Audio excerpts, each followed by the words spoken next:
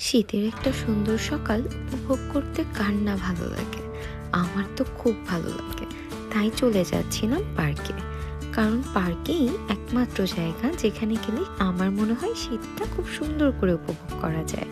কারণ সাথে থাকে অনেক টাইপের খাবার, আর নদীর পাড়ে বসে একটা হালকা মৃদু হাওয়া, সেটার তো তুলনাই হবে না। আর এত ঝোড়ো ঝোড়ো হাওয়ার সাথে যদি হালকা হালকা কুয়াশা পড়ে, সেটা তো অন্যরকম ফিলিংস। যদিও আমি চাইনি আমার মেয়েকে নিয়ে যেতে, তাও ভাবলাম ছোট মানুষ, ওর কি ইচ্ছে করতে পারে না, তাই ওকে নিয়েই যাই। যদি একটু ঠান্ডা লাগে ওটা দেখা যাবে পরে। তাই চলে গিয়েছিলাম ঘুরতে সকালবেলা। এত সকালে ঘুম থেকে উঠে তার মেজাজটা একটু খারাপ থাকলেও পার্কে যাওয়ার পরে কিন্তু তার মেজাজটা ভালো হয়ে গিয়েছে। আর আমরা নদীর পাড়ে দাঁড়িয়ে একটু আবহাওয়াটা উপভোগ করছিলাম। বাট ঠান্ডা লেগে যাওয়ার ভয়ে খুব বেশি সময় দাঁড়িয়ে থাকতে পারিনি। বাট যতটুকু সময় ছিলাম খুব ভালো লাগছিল। তাই দেরি না করে আমরা ভাবলাম, যেহেতু পার্কে এসেছি কিছু খাবার তো ট্রাই করতেই হবে, আর সাথে বাজার। তাই দেরি না করে চলে যাচ্ছিলাম কিছু খাবার ট্রাই করার জন্য। আর আমি আমার মেয়েকে বলছিলাম, চলো আমরা একটু হেঁটে হেঁটে দেখি, পার্কটা ঘুরে দিন আমরা চলে যাব কিছু খাবার খেতে।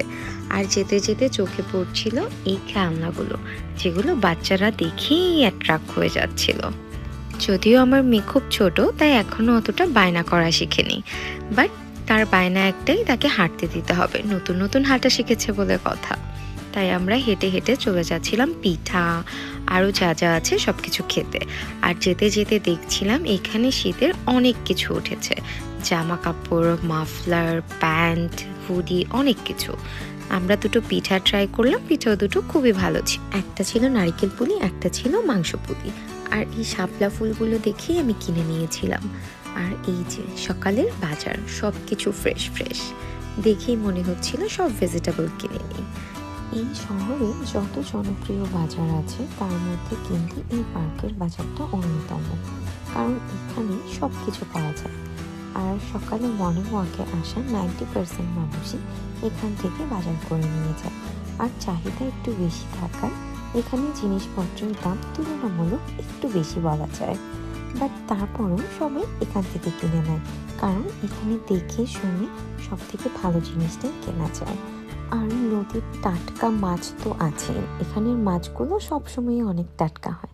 হেঁটে বাজার করে ক্লান্ত হয়ে কিছু না খেলে কি চলে নাকি?